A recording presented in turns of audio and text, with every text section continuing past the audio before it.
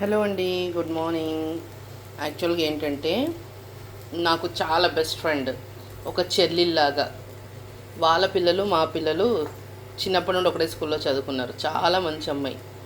తను హాస్పిటల్లో అడ్మిట్ ఉంది. సో బయట ఏం తినకమ్మ పంపిస్తాను అని, ఒంట్లో బాగాలేదంట. ఇవి పంపిస్తున్నాను: క్యారెట్, ఆనియన్ ఆమ్లెట్, పెసరకట్టు, మామిడికాయతో చేసిన పెసరకట్టు.